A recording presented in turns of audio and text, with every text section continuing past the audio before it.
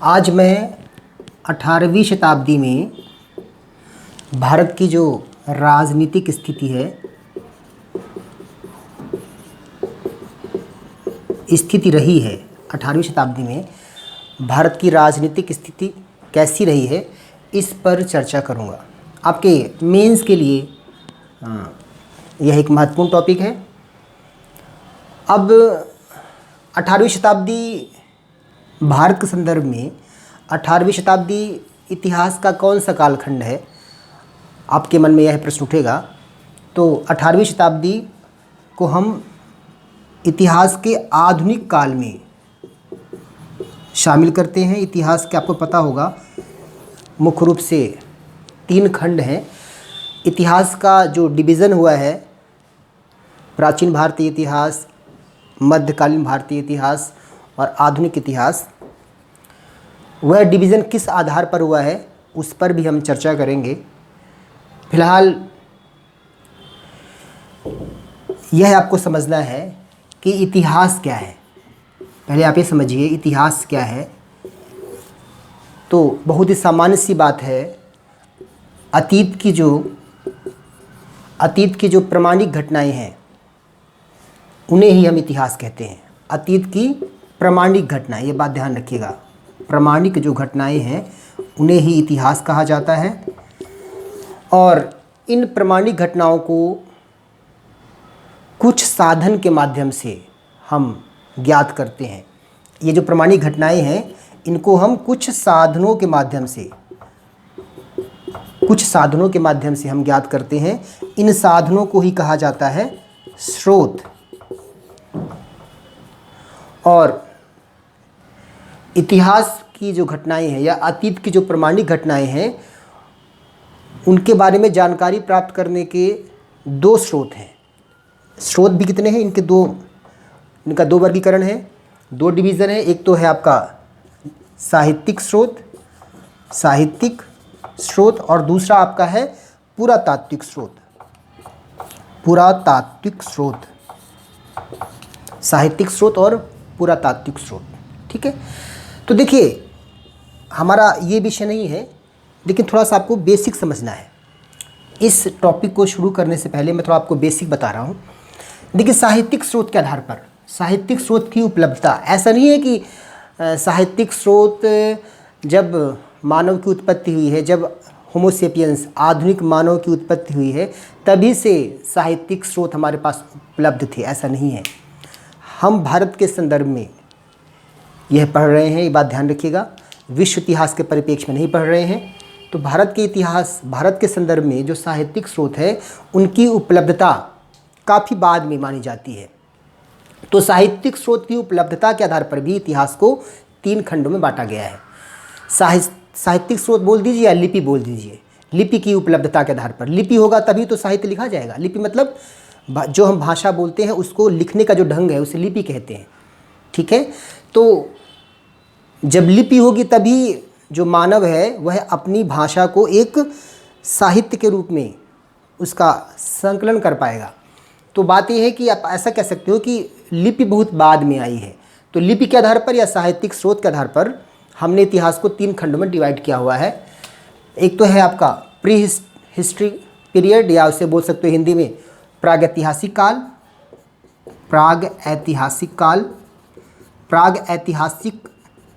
जो काल है, जो प्री हिस्ट्री पीरियड है, प्रागैतिहासिक काल का जो टाइम पीरियड है भारत के संदर्भ में हम उसे कह सकते हैं कि भारत में जो प्रागैतिहासिक काल का जो टाइम पीरियड है उसे हम ऐसा मान सकते हैं कि जो स्टोन पीरियड है, जो पाषाण काल है। पाषाण काल के भी 3 डिवीज़न हैं, पूरा पाषाण काल, मध्य पाषाण काल और नव पाषाण काल। पूरा पाषाण काल, मध्य पाषाण काल और नव पाषाण काल। मोटा मोटा पूरा पाषाण काल को हम मानते हैं कि मानव की उत्पत्ति से लेकर, आधुनिक मानव की उत्पत्ति से लेकर 10,000 साल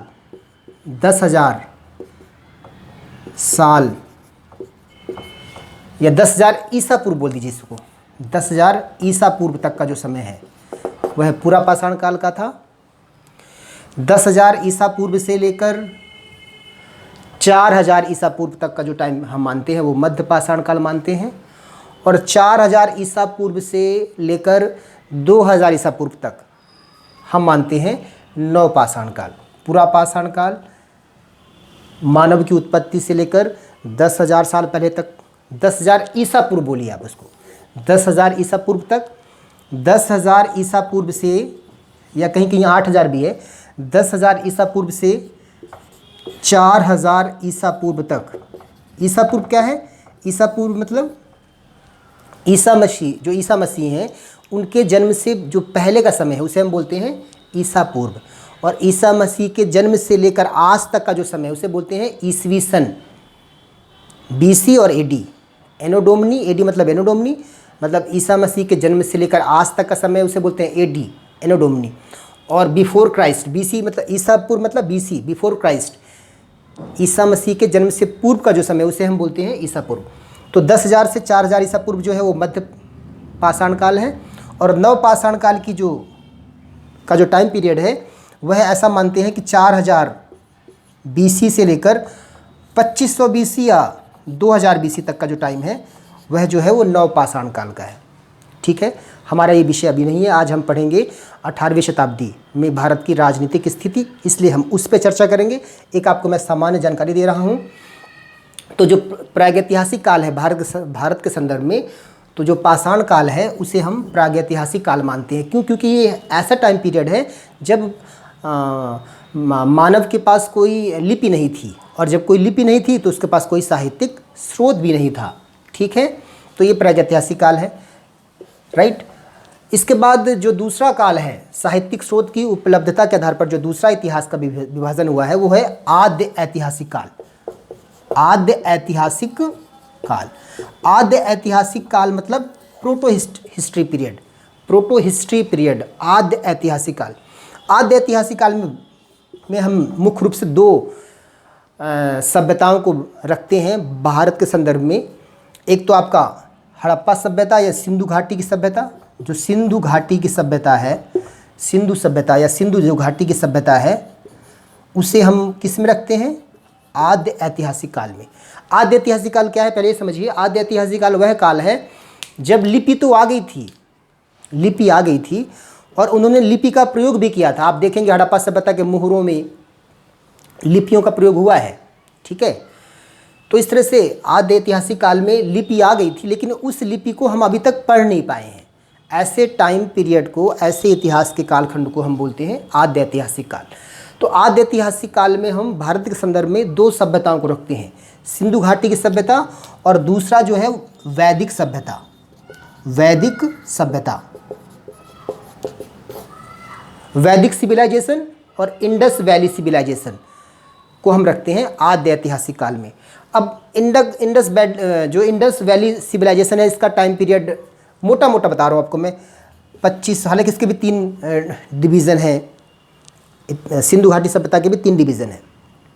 ठीक है, एक तो कह सकते हो आप जब यह अपने पूरे उत्कर्ष पर थी, ठीक है, फिर इसका पतन का एक टाइम पीरियड है, एक इससे पूर्व का टाइम पीरियड है। हमें उस पर बात नहीं करनी है। मोटा मोटा हम इसे मानते हैं कि 2500 से शुरू होकर 1500 तक रही इंडस वैली सिविलाइजेशन। ठीक है, और वैदिक सभ्यता जो है मोटा मोटा वो 1500 से शुरू होकर 600 बीसी तक रही। ये सब बीसी की बात मैं कह रहा हूँ, 2500 ईसा पूर्व से 1500 ईसा पूर्व, मोटा मोटा मैं बता रहा हूँ आपको। ठीक है, और वैदिक सभ्यता जो है वो 1500 बीसी से शुरू होकर 600 बीसी के बीच में रही है। तो भारत के संदर्भ में सिंधु घाटी सभ्यता और वैदिक सभ्यता दोनों को जो है हम आद्य ऐतिहासिक काल में शामिल करते हैं। ठीक है, सिंधु घाटी सभ्यता और वैदिक सभ्यता। वैदिक सभ्यता के भी 2 डिवीज़न है, आपने पढ़ा होगा शायद। एक तो ऋग वैदिक काल, एक उत्तर वैदिक काल। ऋग वैदिक काल का जो टाइम पीरियड है वो 1500 से लेकर 1000 बीसी तक है, और जो उत्तर वैदिक काल का जो टाइम पीरियड है वह 1000 बीसी से 600 बीसी तक है। तो इस तरह से इतिहास के 2 डिवीज़न हमने समझ लिया, प्रागैतिहासिक काल, आद्य ऐतिहासिक काल। इन डिवीज़न का जो बेस है वो क्या है? साहित्यिक स्रोत की उपलब्धता। तीसरा जो डिवीज़न है उसे हम बोलते हैं ऐतिहासिक काल, हिस्टोरिकल पीरियड। और भारत के संदर्भ में यह जो कालखंड है इसकी शुरुआत हम मानते हैं 600 बीसी से, 600 ईसा पूर्व से, जब महाजनपद काल भारत में रहेगा। 600 BC से। तीसरा जो काल है वो कौन सा है? ऐतिहासिक काल है, हिस्टोरिकल पीरियड है, ठीक है। और जो हिस्टोरिकल पीरियड है उसकी शुरुआत भारत के संदर्भ में यदि हम बात करें तो हम मानते हैं कि इसकी जो शुरुआत है वो 600 BC से 600 ईसा पूर्व से शुरू होता है और आज तक का जो काल है उसे हम बोलते हैं ऐतिहासिक काल, ठीक है। ऐतिहासिक काल, ऐतिहासिक जो काल है, ठीक है, इसका जो टाइम पीरियड क्या हम बोल सकते हो भारत के संदर्भ में 600 BC, 600 ईसा पूर्व से लेकर आज तक वर्तमान तक का जो टाइम है उसे हम बोलते हैं ऐतिहासिक काल। इसका मतलब क्या है? ऐतिहासिक काल में किसको शामिल करते हैं? कौन सी अतीत की घटनाओं को शामिल करते हैं? तो ऐसी घटनाओं को शामिल करते हैं जिनके बारे में हमें साहित्यिक स्रोत उपलब्ध हैं और इन साहित्यिक स्रोतों को हमने क्या कर लिया है? पढ़ भी लिया है। इन्हीं साहित्यिक स्रोतों से हम इस कालखंड के बारे में जानकारी प्राप्त करते हैं। ऐसे कालखंड को बोलते हैं ऐतिहासिक काल। अब देखिए ऐतिहासिक काल मैंने कहा जैसे 600 BC, अर्थात 600 BC कौन सा टाइम पीरियड है? आप देखोगे महाजनपद काल का टाइम है, महाजनपद काल का टाइम है भारत में। महाजनपद काल, फिर उसके बाद मगध साम्राज्य की उत्पत्ति होगी इसी में, इसके आगे फिर उसके बाद आपका मौर्य साम्राज्य आएगा, फिर मौर्योत्तर साम्राज्य आएगा, गुप्त साम्राज्य आएगा, गुप्तोत्तर या हर्षवर्धन काल आएगा। वो सब हमारा विषय नहीं है, मैं आपको एक बेसिक बातें बता रहा हूँ। तो इस तरह से 600 BC से शुरुआत होती है। अब ऐतिहासिक काल को भी हमने 3 खंडों में डिवाइड किया हुआ है। ऐतिहासिक काल को भी हमने क्या किया हुआ है? 3 खंडों में डिवाइड किया हुआ है। अध्ययन की सुविधा के लिए जो पहला टाइम पीरियड है उसे हम बोलते हैं प्राचीन भारत का इतिहास, एंशियंट हिस्ट्री, प्राचीन भारत का इतिहास। भारत के संदर्भ में बात कर रहा हूँ मैं, प्राचीन भारत का इतिहास। अब इसको हम कह सकते हो कि जो प्राचीन भारत का इतिहास, दूसरा जो है वो मध्यकालीन भारत का इतिहास, मध्यकालीन भारत का इतिहास, और जो तीसरा है उसे हम बोलते हैं आधुनिक इतिहास।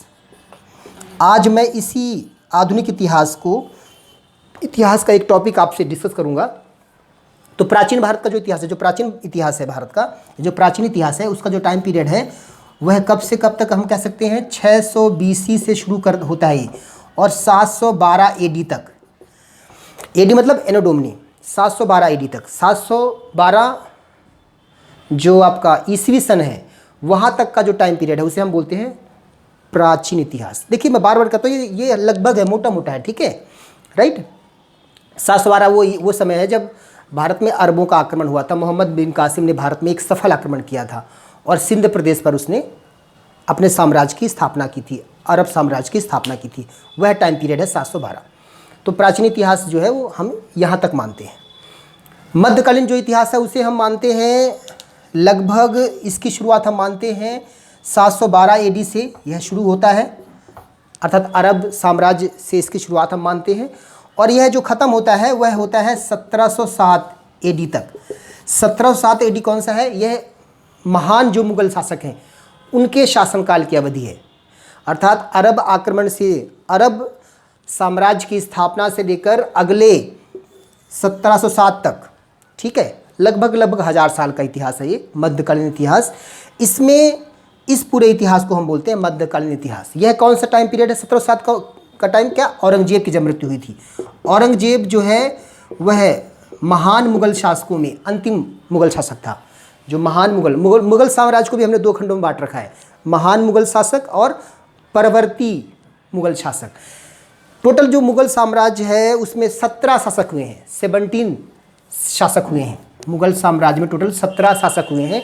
इन 17 शासकों में जो शुरू के जो 6 शासक हैं, बाबर, हुमायूं, अकबर, जहांगीर, शाहजहां और औरंगज़ेब, इनको हम बोलते हैं महान मुग़ल शासक। और बाकी के जो अगले 11 शासक हुए हैं, ठीक है, बहादुर शाह प्रथम से लेकर अगला बहादुर शाह द्वितीय तक, जिसे बोलते हैं बहादुर शाह जफ़र, वहाँ तक के जो मुग़ल शासक हैं उन्हें हम बोलते हैं परवर्ती मुग़ल शासक। चूँकि कमज़ोर हुए थे, इन परवर्ती मुग़ल शासकों में मुग़ल साम्राज्य का विघटन शुरू हो गया था। अब विघटन क्यों शुरू हुआ था उसके कारणों पे हम चर्चा करेंगे, ठीक है। तो इस तरह से ये औरंगजेब जो महान मुग़ल शासक, औरंगजेब के समय तक का जो टाइम पीरियड है, कब से लेकर अरब साम्राज्य की स्थापना सिंध प्रदेश में, वहाँ से शुरू करके औरंगजेब की मृत्यु तक का जो समय है उसे हम बोलते हैं मध्यकालीन इतिहास। और आधुनिक इतिहास की शुरुआत हम मानते हैं परवर्ती मुगल काल का जो पहला शासक है बहादुर शाह प्रथम, ठीक है, जिसको मुअज्जम भी कहते हैं, है ना। तो बहादुर शाह प्रथम से लेकर आज तक का जो टाइम पीरियड है उसे हम बोलते हैं आधुनिक इतिहास। तो इस तरह से आपको मैंने एक मोटा मोटा इतिहास के बारे में सामान्य जानकारी दे दी। अब आज हम शुरू करेंगे जो मेरा टॉपिक था, जिस पे हमने आपसे बात की थी कि आज हम 18वीं शताब्दी अर्थात 1700 के समय 1700 AD के टाइम पीरियड में भारत में जो राजनीतिक स्थिति है वह कैसी थी। भारत की राजनीतिक स्थिति बोलिए या प्रशासनिक स्थिति बोलिए की बात है। भारत की राजनीतिक स्थिति या इसे बोल सकते हो आप प्रशासनिक स्थिति, ठीक है, कैसी थी, इस पे हम चर्चा करेंगे। देखिए यहाँ से कुछ प्रश्न ऐसे आएंगे जो प्रीलिम्स में भी आ सकते हैं और मेन ये आपके मेंस के लिए है, या एक आधार है, ये आपके आधुनिक भारत का एक आधार है, एक बेस है। आधुनिक भारत शुरू करने से पहले आपको ये समझना ज़रूरी है कि राजनीतिक स्थिति कैसी थी। तो देखिए इसको मैं एक लाइन में बोलूँ, यदि आपको लिखना हो तो आप क्या लिखोगे, 18वीं शताब्दी में या 18वीं शताब्दी के उत्तरार्ध में आप कह सकते हो, क्योंकि 18वीं शताब्दी के पूर्वार्ध में औरंगजेब की मृत्यु होती है। 18वीं शताब्दी का जो पहला दशक है 1707 में औरंगजेब की मृत्यु होती है और उसके बाद बहादुर शाह प्रथम ठीक ठाक शासक था। पर्सी ब्राउन का एक स्टेटमेंट है बहादुर शाह प्रथम के बारे में कि अंतिम मुगल शासक है ये, जिसके बारे में हम कुछ अच्छा कह सकते हैं। किसके बारे में? बहादुर शाह प्रथम के बारे में। किसने बोला है ऐसा? पर्सी ब्राउन, एक इतिहासकार हैं पर्सी ब्राउन, उन्होंने ऐसा कहा। किसके बारे में? बहादुर शाह प्रथम। बहादुर शाह प्रथम जिसका नाम था मुअज्जम, बहादुर शाह प्रथम के बारे में ऐसा बोला इन्होंने पर्सी ब्राउन कि मुगल साम्राज्य का अंतिम जो शासक है, जिसके बारे में हम कह सकते हैं कि ये कुछ ठीक ठाक शासक था, वह कौन था? बहादुर शाह प्रथम। तो इस तरह ये बहादुर शाह प्रथम जो है 1707 से 1712 तक बादशाह रहा है, ठीक है। तो इस तरह से आपको ये समझना है कि 18वीं शताब्दी का एक तरह से देखा जाए तो पूर्वार्ध के बाद, है ना, 18वीं शताब्दी में पूर्वार्ध के बाद भारत की राजनीतिक जो स्थिति है वह अत्यंत चिंताजनक हो गई। कैसी हो गई? अत्यंत चिंताजनक हो गई। प्रशासनिक जो स्थिति थी अत्यंत कमज़ोर हो गई, अत्यंत दयनीय हो गई, ठीक है, दयनीय बोल सकते हैं, निराशाजनक हो गई, निराशाजनक हो गई। 18वीं शताब्दी के उत्तरार्ध में भारत की जो राजनीतिक स्थिति है वह अत्यंत चिंताजनक हो गई, निराशाजनक हो गई। क्यों हो गई?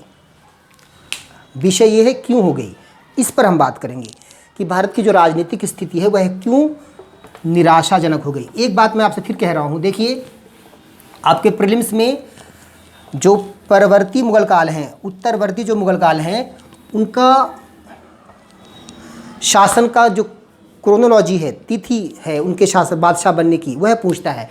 तो जो 11 मुगल बादशाह हैं उनके बारे में थोड़ा सा मैं बता देता हूँ। बहादुर शाह प्रथम शासक हुआ था 1707 से 12 तक, ठीक है। ये सारे जो है उत्तराधिकारी संघर्ष में बने शासक, ध्यान रखिएगा। बहादुर शाह प्रथम के बाद जो शासक हुआ वो, इसका एक कम योग्य बेटा जहांदार शाह इसके बाद शासक हुआ है, ठीक है। एक अमीर के सहयोग से, ईरानी मूल का एक अमीर था जुल्फ़िकार खां, उसके सहयोग से जहांदार शाह जो है शासक हुआ है 1712 से 13। ये बात ध्यान रखिएगा, ठीक है। जहांदार शाह के बाद जो शासक हुआ है उसका नाम था फर्रुखसियर। फर्रुखसियर कौन था इसका? जहांदार शाह का, इसका फर्रुखसियर जो था इसका कौन था? फर्रुखसियर इसका भतीजा था। जहांदार शाह का जो एक भाई था अजीमुस्सान, उसका बेटा था फर्रुखसियर। जहांदार शाह का एक भाई था अजीमुस्सान, उसका बेटा था फर्रुखसियर। ये बात ध्यान रखिएगा। अजीमुस्सान, अजीम उस शान, इसका बेटा था फर्रुखसियर, और जहांदार शाह का ये क्या था? भाई था, इसका बेटा था, ठीक है। 4 बेटे थे इसके, बहादुर शाह प्रथम के। इनके बीच में उत्तराधिकारी का संघर्ष होता है, उत्तराधिकार का युद्ध होता है और उस युद्ध में जहांदार शाह की जो हेल्प है वो एक ईरानी गुट का जो सरदार था, ईरानी गुट का एक सरदार था, उसका नाम था जुल्फ़िकार खां। जुल्फ़िकार खां, उसने इसका सहयोग किया था और उसी के सहयोग से क्या बना था, बादशाह बना था। 1712 में बन गया था, 13 में इसकी फिर हत्या कर देते हैं। आप कह सकते हो सैयद बंधु। सैयद बंधु जो है वो भी अमीर हैं एक तरह से। सैयद बंधु के सहयोग से फ़र्रुखसियर जो है शासक बनता है। 1713 से 1719 तक यह शासक रहता है, मुग़ल बादशाह रहता है। इसके बाद बनता है रफ़ी उद दरजात। रफ़ी उद दरजात जो है मुग़ल बादशाह बनता है। मैंने बताया आपको कि जो अब्दुल्ला बंधु हैं, सॉरी सैयद बंधु जो हैं, एक तो अब्दुल्ला खां बड़ा भाई था और हुसैन अली खां छोटा भाई था, उनके सहयोग से इसे बादशाह बनाया गया। उन्हीं दोनों बंधुओं ने इसकी हत्या करवा दी। और यह भी ध्यान रखिएगा, मुग़ल इतिहास में यह पहला मुग़ल बादशाह था जिसकी किसी अमीर ने हत्या की थी, ठीक है, किसी सरदार ने हत्या की थी, फ़र्रुखसियर, ठीक है। और ये भी बात ध्यान रखिएगा कि जो अब्दुल्ला बंधु हैं, सैयद बंधु जो हैं, अब्दुल्ला खां और हुसैन अली खां, उन्हें बोलते हैं किंग मेकर।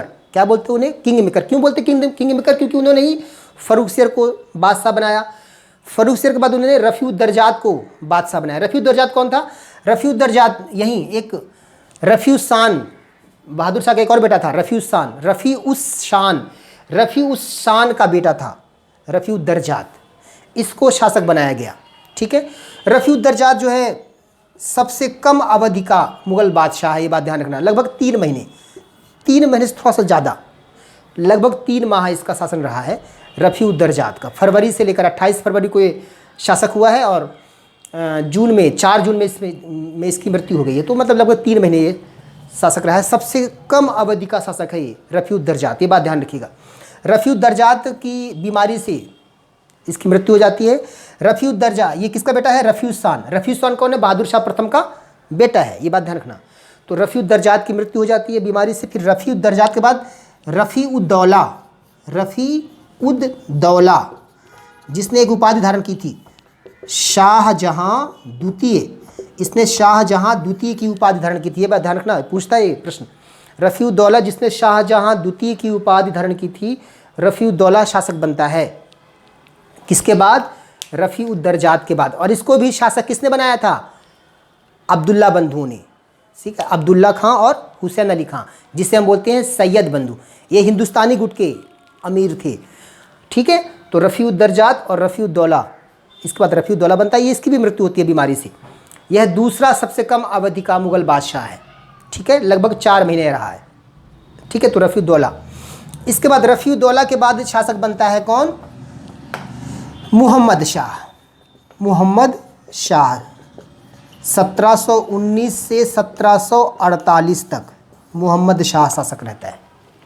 तो ये देखिए 1719 में ही 4 मुग़ल बादशाह हुए, फ़र्रुखसियर, रफ़ी उद दरजात, रफ़ी उद दौला और मुहम्मद शाह। ये बात आप ध्यान रखिएगा। और इन चारों को मुग़ल बादशाह बनाने का श्रेय किसको जाता है? सैयद बंधुओं को, जो कि हिंदुस्तानी गुट के अमीर रहे हैं। तो इस तरह से मोहम्मद शाह के बाद, अब ये बाद में हम इसका इतिहास पढ़ेंगे, ठीक है, कभी। मोहम्मद शाह के समय मोहम्मद शाह बहुत कमज़ोर था, ठीक है। इसी के समय भारत में नादिर शाह का आक्रमण हुआ था, जिसे हम ईरान का नेपोलियन कहते हैं, नादिर शाह 1739 में। और उसी नादिर शाह ने जो मयूर सिंहासन है, जिसे शाहजहां ने बनवाया था, तख्ते ताउस जिसे बोलते हैं, तख्ते ताउस या मयूर सिंहासन जिसे शाहजहां ने बनवाया था, उसे आप कह सकते हो कि ऐसा पूछ सकता है प्रश्न आपसे कि तख्ते ताउस पर बैठने वाला पहला जो मुग़ल बादशाह, सॉरी अंतिम मुग़ल बादशाह, पहला तो हो गया शाहजहां, तख्ते ताउस या मयूर सिंहासन पर बैठने वाला पहला मुग़ल बादशाह शाहजहां था। और अंतिम मुग़ल बादशाह बोले तो मोहम्मद शाह, क्योंकि मोहम्मद शाह के समय ही जब ईरान का जो नेपोलियन जिसे कहते हैं नादिर शाह, उसने आक्रमण किया 1739 में। करनाल के युद्ध में उसने मोहम्मद शाह को पराजित किया। फरवरी 1739 में करनाल का युद्ध हुआ था, ये बात ध्यान रखना, प्रीलिम्स में ये सारी बातें पूछता है। तो 1739 में इसने करनाल के युद्ध में मोहम्मद शाह को पराजित किया और फिर उसने दिल्ली पर आधिपत्य कर लिया। और जब यहाँ से गया तो उसने मयूर सिंहासन, कोहिनूर हीरा, बहुत सारा तमाम, बहुत हीरे जवाहरात, सोना, ये सब लेके गया नादिर शाह, ठीक है। तो मोहम्मद शाह के समय ध्यान रखना। और मोहम्मद शाह के समय ही अहमद शाह अब्दाली का पहला आक्रमण हुआ था, ये बात भी ध्यान रखिएगा पंजाब में। अहमद शाह अब्दाली कौन था? अहमद शाह अब्दाली जो है वो अफ़गानिस्तान में उसने एक स्वतंत्र साम्राज्य की स्थापना की थी, अफ़गान साम्राज्य की। एक्चुअल में अहमद शाह अब्दाली कौन है? वो नादिर शाह का एक प्रांतपति था, लेकिन जब नादिर शाह की हत्या हो जाती है 1747 में, तो फिर उसने एक स्वतंत्र साम्राज्य की स्थापना कर दिया अहमद शाह अब्दाली ने। कंधार में उसने एक स्वतंत्र साम्राज्य की स्थापना की थी, कंधार में, ठीक है। और इस तरह से बाद में अहमद शाह अब्दाली भारत में आक्रमण करता है। अहमद शाह अब्दाली के भारत में कुल 7 आक्रमण होते हैं, 7। पहला आक्रमण जो है वो 1748 में होता है, पंजाब में होता है, लेकिन वह आक्रमण असफल रहता है। और अंतिम आक्रमण जो है अहमद शाह अब्दाली का, वह है 1767 में, 1767 अंतिम आक्रमण जो है 1767 में होता है। यह भी पंजाब में होता है अंतिम आक्रमण सिखों के खिलाफ, लेकिन यह भी क्या रहता है? असफल रहता है। यह बात ध्यान रखना कि अहमद शाह अब्दाली के जो प्रथम आक्रमण है और जो अंतिम आक्रमण है, 7वां जिसे हम बोलते हैं 7वां आक्रमण, वह भी क्या रहा है? असफल रहा है, ठीक है। इस तरह से अहमद शाह अब्दाली भी आक्रांता है। अहमद शाह अब्दाली जो है उसने भी मोहम्मद शाह के समय भारत में पहला आक्रमण किया था। हम सारी बातें करेंगे। मुगलों के पतन का यह भी कारण है, ये आक्रमणकारी जो थे। मोहम्मद शाह के बाद शासक कौन बनता है? तो मोहम्मद शाह के बाद जो शासक बनता है उसका नाम है, इसका बेटा मोहम्मद शाह कौन था? मोहम्मद शाह बहादुर शाह का जो चौथा बेटा है उसका पुत्र था, ये बात ध्यान रखना, ठीक है। मोहम्मद शाह के बाद उसका बेटा जो है अहमद शाह। अच्छा, यहाँ पर भी एक बात ध्यान रखिएगा, बहादुर शाह प्रथम को शाह बेखबर कहा गया, शाह बेखबर, ठीक है। आपका जो जहांदार शाह है इसे लंपट मूर्ख कहा गया, इतिहास में इसे पूछ लेता है प्रीलिम्स में, इसलिए बता रहा हूँ मैं आपको। फर्रुखसियर को आपका घृणित कायर कहा गया और मोहम्मद शाह को रंगीला कहा गया, ये बात ध्यान रखना। बहादुर शाह प्रथम को शाह बेखबर, जहांदार शाह को लंपट मूर्ख, फर्रुखसियर को घृणित कायर और मोहम्मद शाह को रंगीला कहा गया, ठीक है। इतिहास में ये कुछ उपाधियाँ हैं इनकी, ये बात ध्यान रखिए। अहमद शाह बनता है शासक। अहमद शाह जो है 1748 से आप कह सकते हो 1754 तक। अहमद शाह के बाद शासक बनता है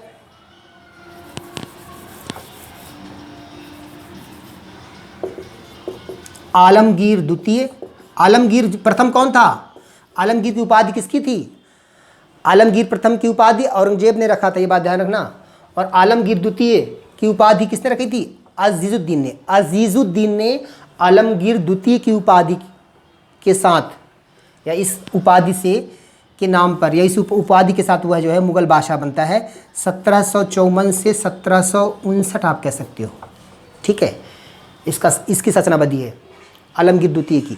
और आलमगीर द्वितीय के बाद बनता है शाह आलम द्वितीय। शाह आलम द्वितीय का जो टाइम पीरियड है वो कब है? 1759 से 1806 तक। 1759 से 1806 तक जो है वह शाह आलम द्वितीय का टाइम पीरियड है। इसे शाहजहाँ तृतीय की उपाधि से भी इसका नाम हम जानते हैं। शाहजहाँ तृतीय की उपाधि भी इसने धारण की थी, शाह आलम द्वितीय। शाह आलम द्वितीय वह मुग़ल बादशाह है जिसके समय में आप कह सकते हो कि मुग़ल बादशाह का जो पतन है वह पूरी तरह से हो चुका था। मुग़ल साम्राज्य की जो सीमा थी वो आलम से पालम तक, आलम से पालम तक, यदि कभी एग्ज़ाम में आए आलम से पालम तक, आलम से पालम तक मुग़ल साम्राज्य की सीमा किस मुग़ल बादशाह के समय मानी जाती है तो वह यही है, शाह आलम द्वितीय। आलम मीन्स की लाल किला, दिल्ली के लाल किले से लेकर पालम गांव दिल्ली के पास है, वहाँ तक की सीमा मानते हैं हम शाह आलम द्वितीय के समय, ठीक है। शाह आलम द्वितीय पहला मुग़ल बादशाह है, ये भी बात ध्यान रखना, जिसने पहली बार संरक्षण प्राप्त किया, किसी की अधीनता स्वीकार की, ठीक है। 1765 में से लेकर 1772 तक इसने ईस्ट इंडिया कंपनी का संरक्षण प्राप्त किया, ये बात ध्यान रखना। 1765 से 1772। आपको पता है कि पानीपत का तीसरा युद्ध, पानीपत का जो तीसरा युद्ध हुआ था मराठा और अहमद शाह अब्दाली के बीच, वह भी इसके शासनकाल में हुआ था। बक्सर का युद्ध जो है वह भी शाह आलम द्वितीय के समय में हुआ था। बक्सर का युद्ध 1764 में, पढ़ेंगे हम आगे इसको। 1764 में बक्सर का युद्ध हुआ था, जिसमें मुग़ल बादशाह शाह आलम द्वितीय था, अवध का नवाब शुजा-उद-दौला था और बंगाल का नवाब रह चुका था मीर कासिम, वो था। उन तीनों की संयुक्त सेनाएं थी और अंग्रेज़ों की सेना से उनका युद्ध हुआ था। अंग्रेज़ों की तरफ से जो सेनापति था वो क्लाइव था, उसने युद्ध लड़ा था और बक्सर का युद्ध जो है वो जो ये कंबाइंड सेना थी, हार गई थी। और बक्सर के युद्ध के हारने के बाद ही 1765 में इलाहाबाद की संधि हुई थी और इसी इलाहाबाद में 2 संधि हुई, ध्यान रखना, ठीक है। इलाहाबाद की 2 संधियाँ हुई, प्रथम और द्वितीय। इलाहाबाद की संधि के द्वारा ही ईस्ट इंडिया कंपनी को दीवानी अधिकार प्राप्त हो गए थे। दीवानी मतलब कर वसूलने के अधिकार प्राप्त हो गए थे। कहाँ से? बंगाल, बिहार और उड़ीसा से। बंगाल, बिहार और उड़ीसा से कर वसूलने का अधिकार हो गया था, प्राप्त हो गया था। और 1765 में ही फिर एक तरह से शाह आलम द्वितीय जो है वो दिल्ली छोड़ दिया उसने, और वो कहाँ चला गया? इलाहाबाद। इलाहाबाद का जो किला है वहाँ पर इसने यह रहा और ईस्ट इंडिया कंपनी के संरक्षण में रहा। ये बात ध्यान रखना। क्योंकि संधि कहाँ हुई थी? 1765 की इलाहाबाद में हुई थी ना।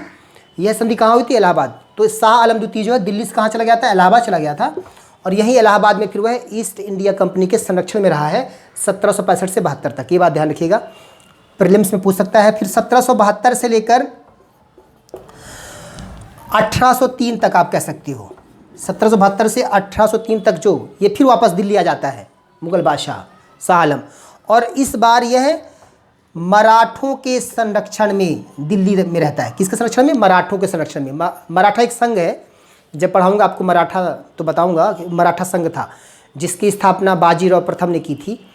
और मराठा संघ में गायकवाड़ शामिल थे, आपके ग्वालियर के जो सिंधिया थे वो शामिल थे। गायकवाड़ कहाँ के थे? बड़ौदा के थे। और आपके नागपुर के भोसले शामिल थे, इंदौर के होलकर शामिल थे। ये 4 लोग मिलकर, और साथ में पेशवा, इनको मिलाकर एक संघ बनाया गया था जिसे बोलते हैं मराठा संघ। तो ये जो 1772 से 1803 तक वास्तव में जो यह संरक्षण में रहा है शाह आलम द्वितीय, वो किसके संरक्षण में रहा है? सिंधिया, जो ग्वालियर के सिंधिया हैं। उस समय जो सिंधिया थे ग्वालियर के, वो थे दौलत राव सिंधिया। तो यह सिंधिया के संरक्षण में रहा है 1772 से 1803 तक। ये बात ध्यान रखिएगा। और 1803 में अंतिम रूप से जो ईस्ट इंडिया कंपनी का जो एक सेनापति था लेक, उसने दौलत राव सिंधिया को एक युद्ध में परास्त कर देता है। लेक ने किसको? सिंधिया, जो उस समय सरदार थे दौलत राव सिंधिया, उसे परास्त कर देता है लेक। और इसके साथ ही 1803 के बाद जो शाह आलम द्वितीय है वह एक बार फिर से ईस्ट इंडिया कंपनी के संरक्षण में आ जाता है। और 1803 से ही हम मानते हैं कि दिल्ली पर किसका आधिपत्य हो गया? ईस्ट इंडिया कंपनी का आधिपत्य हो गया। कभी आपसे पूछे कि ईस्ट इंडिया कंपनी का आधिपत्य दिल्ली पर कब हुआ, तो 1803 में, ठीक है। ये बात आप ध्यान रखिएगा। तो इस तरह से शाह आलम द्वितीय है। शाह आलम द्वितीय के बाद अकबर द्वितीय मुग़ल बादशाह बनता है, और अकबर जो द्वितीय है, अकबर द्वितीय मुग़ल बादशाह बनता है। अकबर द्वितीय जो है वो 1806 से 1837 तक मुग़ल बादशाह रहता है। ये वही अकबर द्वितीय है जिसने अपने पेंशन के लिए संरक्षण प्राप्त कर लिया, मतलब पेंशन इन्होंने प्राप्त किया था। तो अपने पेंशन के लिए इसने राजा राम मोहन राय को इंग्लैंड भेजा था, और वहीं इंग्लैंड में राजा राम मोहन राय की क्या हो गई थी? मृत्यु हो गई थी। ये ध्यान रखना, ब्रिस्टल में। तो इसी अकबर द्वितीय ने राजा राम मोहन राय को, राजा राम मोहन जो राय थे उन्हें इसने राजा की उपाधि दी थी। ये प्रश्न आता है कभी कभी कि कौन मुग़ल बादशाह है जिसने राजा राम मोहन राय को राजा की उपाधि दी थी? तो कौन थे वो? अकबर द्वितीय। ये बात ध्यान रखिएगा। तो ये 1837 है। और अंतिम मुग़ल बादशाह जो था वो बहादुर शाह द्वितीय था, जिसके समय में 1857 की क्रांति हुई और आखिरकार इसे पकड़ लिया गया हुमायूं के मकबरे से, और बाद में इसे रंगून भेज दिया गया, और रंगून में इसकी क्या हो गई? मृत्यु हो गई, ठीक है। अच्छा, एक बात और ध्यान रखिएगा। इस तरह से इसका जो, यदि पूछे कभी मकबरा कहाँ है, बहादुर शाह द्वितीय, इसका जफ़र उपनाम से है, कविताएं लिखा करता था, इसलिए इसका नाम, इस कभी कभी बहादुर शाह जफ़र भी कहते हैं। तो इसका जो कब्र है वो कहाँ है? रंगून में है। आज का जो आपका म्यांमार है वहाँ, ठीक है। देखिए ऐसे 3 मुग़ल बादशाह हैं जिनकी जो कब्र है वो भारत से बाहर है। ये भाई आप बात ध्यान रखिएगा, 3 ऐसे मुग़ल बादशाह हैं। बाबर जिसकी कब्र कहाँ है, आपके काबुल में है। बाबर को पहले तो आपके आगरा में दफनाया गया था और उसके बाद उसे अकबर के समय में उसकी जो कब्र है वो कहाँ बनवाई गई, काबुल में बनवाई गई। तो बाबर है पहला मुग़ल बादशाह जिसकी बाहर कब्र है भारत से। दूसरा जहांगीर है जिसकी कब्र आपके लाहौर में है, एक जगह है शाहदरा, वहाँ पर उसकी कब्र है। और तीसरा मुग़ल बादशाह कौन है, बहादुर शाह द्वितीय, जिसकी जो कब्र है वो कहाँ है, रंगून में है। बाकी ये सब आपको पता ही होगा कि किसकी हुमायूं की कब्र तो दिल्ली में है ना, ठीक है। अकबर की कब्र जो है वो आगरा में है, सिकंदरिया में, ठीक। और जहांगीर की बताया आपको मैंने, लाहौर में है। शाहजहाँ की कब्र कहाँ है, वो भी आगरा में है। और जो औरंगजेब है उसकी कब्र कहाँ है, औरंगाबाद में है, ठीक है। तो इस तरह से आपसे ये मुग़ल जो परवर्ती मुग़ल है ना, इनके बारे में आपसे पूछ सकता है, इनकी तिथियाँ कब कब ये शासक हुए। कभी एक बार अलग से मैं आपकी क्लास लेके इस पर विस्तार से चर्चा करूँगा। आज मेरा टॉपिक ये नहीं है, मैं टॉपिक से भटक रहा हूँ, इसलिए मैं टॉपिक में आता हूँ कि 18वीं शताब्दी में जो इतिहास, जो भारत की जो राजनीतिक स्थिति है वह कैसी थी, भारत की जो राजनीतिक स्थिति है वह कैसी थी, कब, 18वीं शताब्दी में। अर्थात 18वीं शताब्दी कौन सा समय है, जब आधुनिक भारत की शुरुआत होती है, आधुनिक इतिहास की शुरुआत मानते हैं भारत के संदर्भ में। तो देखिए मैंने बताया चिंताजनक थी, चिंताजनक थी। चिंताजनक क्यों थी, इसके कुछ कारण हैं जिन पर मैं आज चर्चा करूंगा। यह स्थिति क्या थी, चिंताजनक थी। 5 से 6 कारण हैं जो आपको मेंस में लिखने हैं, यदि ये प्रश्न आता है लिखने के लिए। तो पहली बात तो आप कह सकते हो परवर्ती मुग़ल कालों का कमज़ोर होना। अभी बताया मैं आपको, परवर्ती जो मुग़ल शासक हैं, मुग़ल शासक, उनका क्या होना, कमज़ोर होना, या बोल सकते हो आप सामान्य भाषा में जो औरंगजेब के उत्तराधिकारी थे उनका कमज़ोर होना। परवर्ती मुग़ल शासकों को बराबर बताया, कितने थे लोग, 11 थे। इन 11 शासकों को हम क्या कह सकते हैं, कमज़ोर कहते हैं, ठीक है। प्रशासन में इनके पास प्रशासनिक दक्षता की कमी थी, प्रशासनिक दक्षता की क्या थी, कमी थी। तभी तो बोला गया शाह बेखबर किसको, बहादुर शाह प्रथम को। रंगीला बोला गया मोहम्मद शाह को। अब आप सोचिए, लंपट मूर्ख कहा गया जहांदार को, ठीक है। और फर्रुख सिर को क्या बोला गया, घृणित कायर कहा गया। इतिहासकारों ने यह उपाधियां दी हैं, क्यों, क्योंकि इनमें क्या थी, प्रशासनिक दक्षता की कमी थी और ये भोग विलासी थे, हमेशा ये विलास में विलासी जीवन जीते थे, ठीक है, कमज़ोर थे। तो इस तरह से एक कारण ये है कि भारत में जो राजनीतिक स्थिति है क्या है, वो चिंताजनक है। क्यों, क्योंकि जो भारत का जो शासक है, मुग़ल बादशाह है, वही क्या है, कमज़ोर है। उसमें प्रशासनिक दक्षता की क्या है, कमी है, वह विलासी प्रवृत्ति का है। तो सीधी बात है, जब शासक ही कमज़ोर होगा, जब केंद्रीय शक्ति ही कमज़ोर होगी, तो फिर जो उसके सामंत हैं वो क्या होंगे, वो स्वतंत्र हो जाएंगे ना, नहीं हो जाएंगे, वो षड्यंत्रों में लग जाएंगे, वो खुद कोशिश करेंगे कि हम बन जाएं भारत के बादशाह, है ना। आपको अभी हम पढ़ेंगे परवर्ती मुग़ल का जो शासक हुए हैं उसके समय ही मराठों ने बहुत संघर्ष किया, मराठों का संघर्ष हुआ। मराठों ने, आपको पता होगा कि बाजीराव प्रथम ने तो 1737 में मोहम्मद शाह के समय दिल्ली पर उसने एक तरह से अपने तंबू गाड़ दिए थे। फिर बाद में एक संधि हुई और बहुत अधिक मात्रा में उसने धन प्राप्त किया और कुछ एरिया प्राप्त किया था, चंबल और नर्मदा के क्षेत्र उसको मिले थे, किसको, बाजीराव प्रथम को। और तब वो जो है वापस अपने मतलब महाराष्ट्र वापस लौट गए थे, मराठा साम्राज्य में वापस लौटे थे। कौन, बहादुर शाह, बाजीराव प्रथम। तो मैं ये कहना चाह रहा हूँ कि परवर्ती मुग़ल शासक क्या थे, कमज़ोर थे, कमज़ोर मुग़ल शासक थे। इस कमज़ोरी के प्रमाण के लिए आप क्या बता सकते हैं, इस कमज़ोरी के प्रमाण के लिए आप दे सकते हो कि मराठा जो पेशवा हुए हैं, मराठा पेशवा नाम उनका क्या बता सकते हो। देखिए जो पहला मराठा पेशवा थे बालाजी विश्वनाथ, उन्होंने भी एक तरह से दिल्ली के राजनीति में उन्होंने हस्तक्षेप किया था।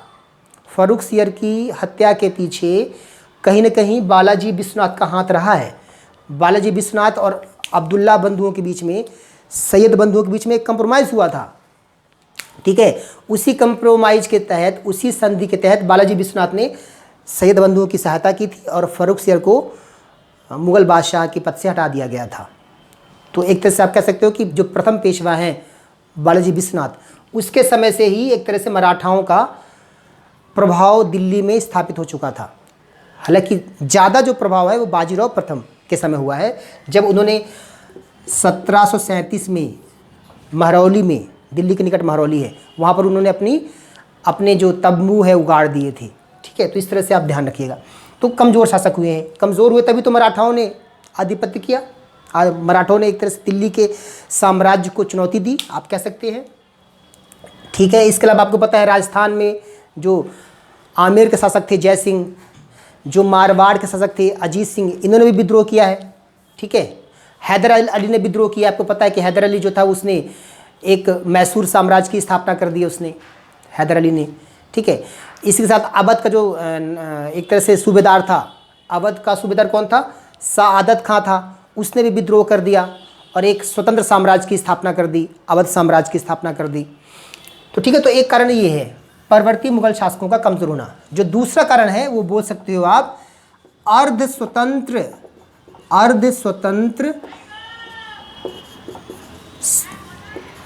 प्रांतों का उदय। जैसे मैंने कहा ना, अवध, हैदराबाद, ठीक है, अवध, हैदराबाद, आप इधर कह सकते हो बंगाल, ये सब क्या थे? ये सब पहले मुगलों के अधीन ये सारे प्रांत थे, लेकिन इनके जो सूबेदार थे उन्होंने अपने अपने प्रांतों को क्या कर लिया? स्वतंत्र घोषित कर लिया। अवध में किसने किया था? सआदत खान ने किया था। ठीक है, जिसको निज़ामुल मुल्क की उपाधि मिली थी। सआदत खां नाम था उसका, सआदत खां, निज़ामुल मुल्क की उपाधि इसने ग्रहण की थी। हैदराबाद को जिसने स्वतंत्र घोषित किया था उसका नाम था चिनकिलिच खां।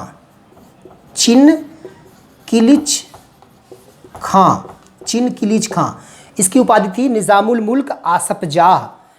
निज़ामुल मुल्क आसफजाह की उपाधि इसने ग्रहण की थी, चिनकिलिच खां। और बंगाल को स्वतंत्र राज्य के रूप में स्थापित किया था मुर्शीद कुली खां। किसने किया था? मुर्शीद कुली खां ने किया था, ये बात ध्यान रखिएगा, मुर्शीद कुली खां। ठीक है, तो इस तरह से आप देख रहे हो अर्ध स्वतंत्र जो प्रांतों का उदय होता है। इससे भी भारत की जो राजनीतिक स्थिति है वह क्या हो गई? निराशाजनक हो गई। क्यों? क्योंकि ये सब जो है ना, ये बड़े प्रांत हैं और ये बड़ी मात्रा में टैक्स दिया करते थे मुगल बादशाह को, तो राजकोष में धन की कमी नहीं थी। लेकिन जब इन्होंने टैक्स देना बंद कर दिया, क्योंकि ये क्या हो गए?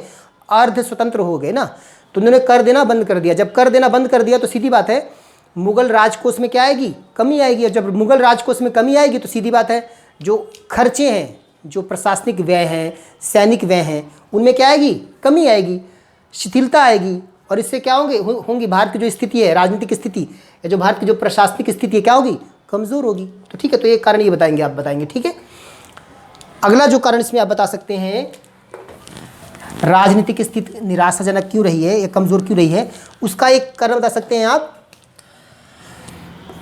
बाहरी आक्रमण में आप दो का उल्लेख कर सकते हैं। एक तो नादिर शाह का आक्रमण। नादिर शाह कौन था? ईरान का बादशाह था। ठीक है, जिसे हम बोलते हैं ईरान का नेपोलियन बोलते हैं। ईरान का क्या बोलते हैं? इसे नेपोलियन भी कहा जाता है। नादिर शाह ने जब देखा कि भारत की स्थिति क्या है? कमज़ोर है, भारत का जो केंद्रीय प्रशासन है कमज़ोर है, बादशाह कमज़ोर है, तो नादिर शाह ने 1739 में भारत पर आक्रमण कर दिया उत्तर पश्चिम की ओर से। ठीक है, और आक्रमण करते हुए इसने पंजाब पर आधिपत्य कर लिया। जब आगे बढ़ रहा था तो करनाल के पास मोहम्मद शाह, सआदत खां, निज़ामुल मुल्क आसफजाह, इन सब की एक कंबाइन सेना थी, उसके साथ युद्ध होता है नादिर शाह का। लेकिन उस युद्ध में नादिर शाह क्या होता है? जीतता है और ये सब हार जाते हैं। ठीक है, इसके बाद नादिर शाह दिल्ली तक आता है और दिल्ली में, हालांकि दिल्ली क्यों आता है? सआदत खां के कहने पे आता है, ये बात ध्यान रखना है ना। दिल्ली आता है, फिर दिल्ली में आके भयंकर लूटपाट करता है और मयूर सिंहासन, तख्ते ताउस वगैरह लेके जाता है। ठीक है, कुछ समय के लिए दिल्ली पर इसका आधिपत्य हो जाता है। किसका? नादिर शाह का। ये बात ध्यान रखिएगा। ठीक है, तो नादिर शाह का आक्रमण जो था वो किस उद्देश्य से हुआ था? ये बात, हाँ, ये भी देखिए एक प्रश्न ये भी आता है एग्जाम में कि नादिर शाह ने भारत में आक्रमण क्यों किया था? तो तो कोई साम्राज्य की स्थापना करना इसका उद्देश्य नहीं था। इसका उद्देश्य था धन लूटना। भारत में आक्रमण करने के पीछे इनका क्या क्या उद्देश्य रहा है? धन लूटना, ये धन की प्राप्ति करना। और धन की प्राप्ति इसने किया भी, आपको पता है नादिर शाह ने। जो दूसरा आक्रमणकारी है उसका नाम है अहमद शाह अब्दाली। अहमद शाह अब्दाली कौन था? मैं बताया आपसे कि नादिर शाह की जब मृत्यु हो जाती है 1747 में नादिर शाह की हत्या हो जाती है। तो अहमद शाह अब्दाली जो है उसने कंधार में एक स्वतंत्र अफगान साम्राज्य की स्थापना की। किसी की? स्वतंत्र अफगान साम्राज्य की उसने क्या की? स्थापना की। किसने? अहमद शाह अब्दाली ने। और फिर इसने भी भारत में क्या है 7 आक्रमण किए भारत में। मैं इसको बाद में पढ़ाऊंगा आपको जब हम आगे पढ़ेंगे इस विषय को। यहाँ पे थोड़ा सा आप सामान्य बातें जान लीजिए। इसने भारत में 7 बार आक्रमण किए और इन आक्रमण का जो उद्देश्य था वो भी क्या था? साम्राज्य की स्थापना नहीं था, धन लूटना था। यदि उसे साम्राज्य की स्थापना करना होता तो पानीपत के तीसरे युद्ध में उसने हरा दिया था मराठाओं को, तो फिर वो दिल्ली या भारत पर उसने यह चाहता तो आधिपत्य कर सकता था ना, क्योंकि उस समय भारत में कमज़ोर शासक थे। तो ये चाहता, क्योंकि मराठे मजबूत थे, लेकिन मराठाओं को इसने हरा दिया था पानीपत के तीसरे युद्ध में 1761 में। तो जब पानीपत के तीसरे युद्ध में इसने हरा दिया मराठाओं को, तब भी इसने साम्राज्य की स्थापना नहीं की। धन लूटा और लूट के चला गया, ये बात ध्यान रखना। तो इसका वो उद्देश्य क्या था? धन लूटना। तो भारत में इसने 7 बार आक्रमण किया। जो पहला आक्रमण था वो 1748 में था, दूसरा 1749 में था, तीसरा 1752 में था। ऐसे इसके आक्रमण हुए हैं। और अंतिम कब था? अंतिम 1767 में था, ये बात ध्यान रखिएगा।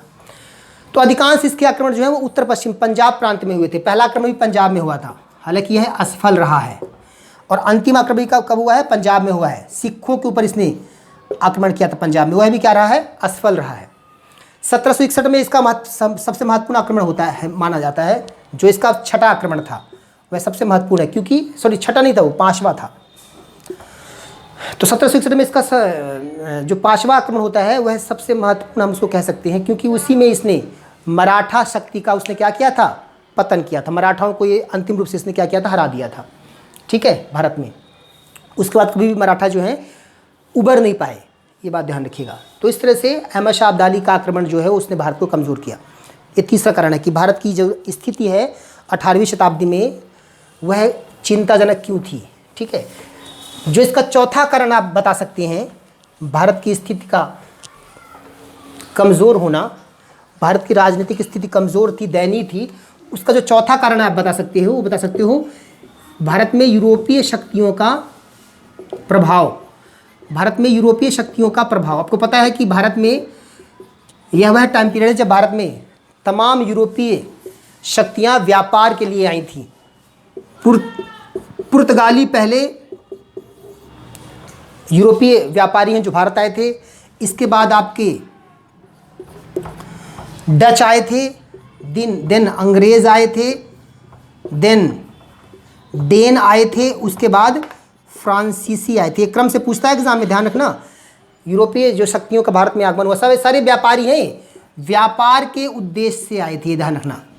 पुर्तगाली डच, पुर्तगाली कहाँ के थे? पुर्तगाल के थे। डच कहाँ के थे? ये नीदरलैंड के थे। अंग्रेज़ कहाँ के थे? ये इंग्लैंड के थे या ब्रिटेन के थे, आप कह सकते हो। डेन कहाँ के थे? डेनमार्क के थे। और अंतिम रूप से फ्रांसीसी कहाँ के थे? फ्रांसीसी कहाँ से थे? फ्रांस के।